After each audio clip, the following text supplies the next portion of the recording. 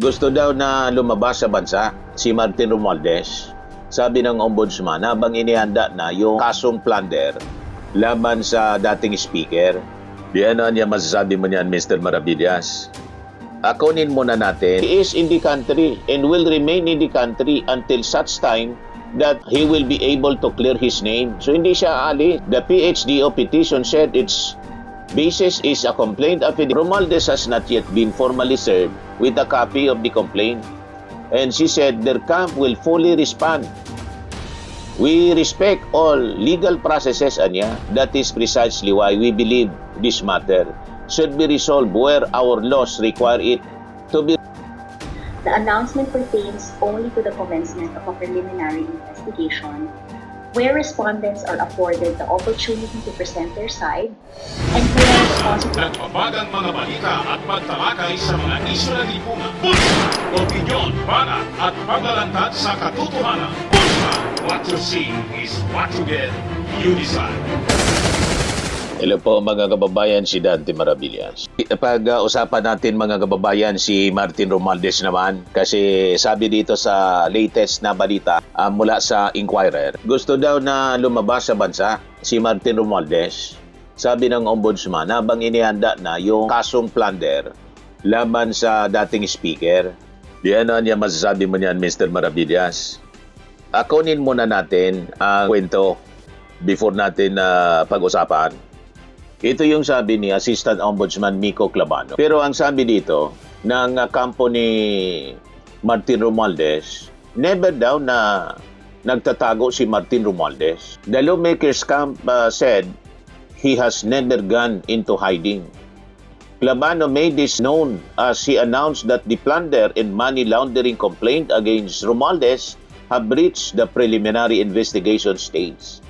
Just one step away from determining if the case can be filed before the anti-graft court. Preliminary investigation pala mga kababayan. Kasi nga po, yung ICI, Independent Commission on Infrastructure, wala man po no finding of guilt versus Romualdez. Sa referral po sa ombudsman, sabi ng ICI, kaya itong information na to, paulit-ulit na may preliminary investigation. Naintindihan natin man yung ombudsman, mga kababayan, kasi palaging kinukulit ng mainstream media. Ano na niya si Martin? Yung kaso niya kay Martin Romualdez. Ano ang development? Ulitin na naman po ng ombudsman. Yung sinasabing plunder. Kaya sabi dito sa balita, state prosecutors have yet to file a case. Wala pa man palang kaso laban kay Martin Romualdez before the Sandigan Bayan. However, the anti-graft court granted the ombudsman's petition for a precautionary hold departure order against Romualdez. As state prosecutors noted that he is a flight risk.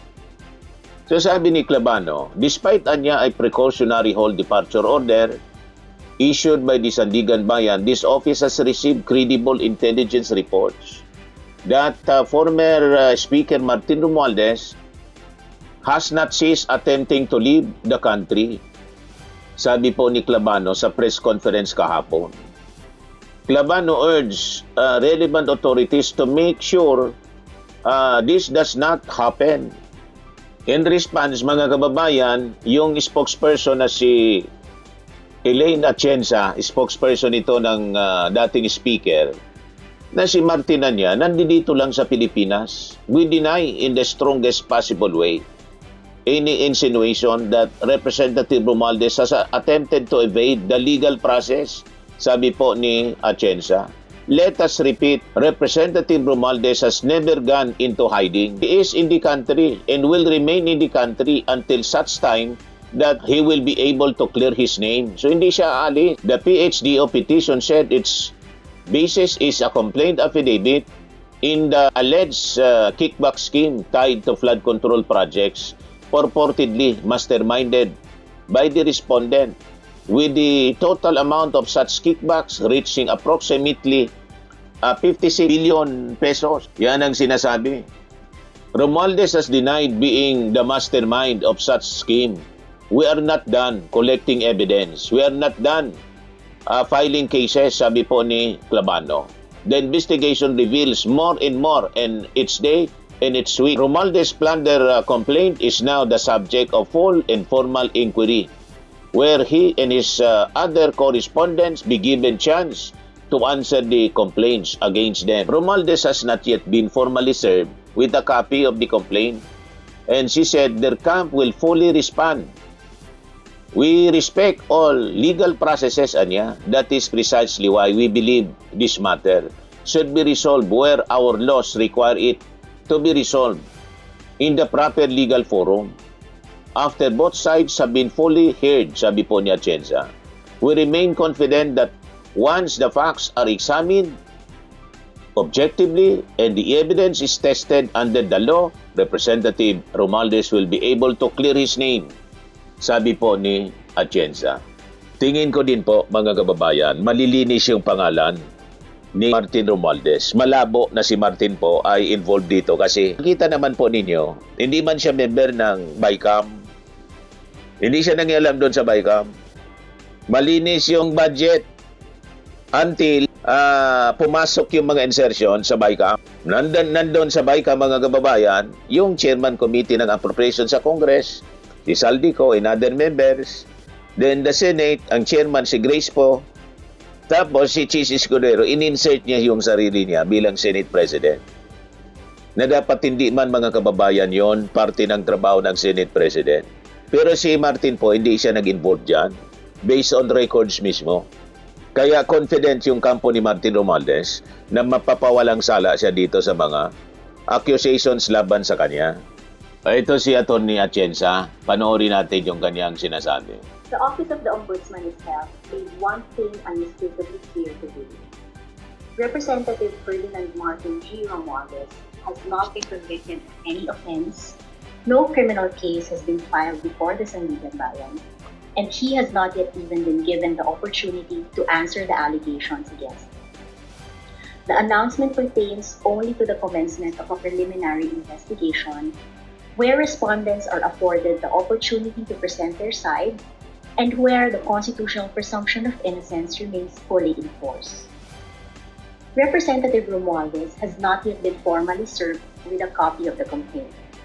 Once we receive it, sasagot po kami ng buong-buo. Ang batas ay hindi sumusunod sa ingay ng akusasyon.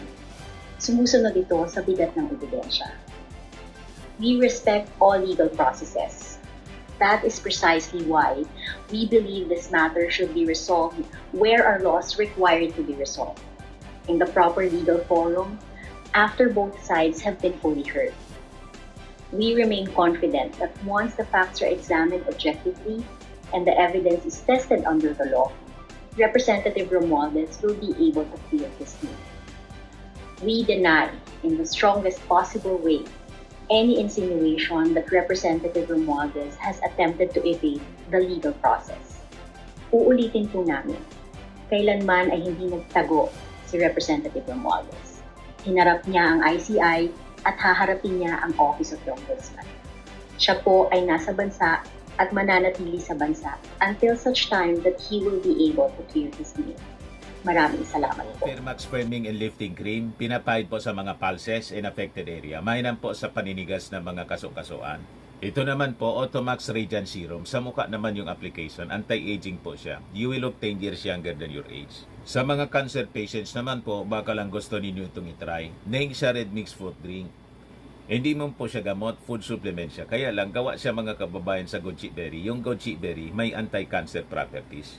O ngayon, yung mga inquiries ninyo, dumiritso na lang kayo sa aming messenger sa Facebook para masagot namin agad. Ayos pa? Ayos na ayos niya, Mr. Maravilla. Sa mga naghanap po ng malinis and spacious fitness gym, pumunta lang po kayo sa aming Colossal Fitness Gym. May Grab ka rental din po kami.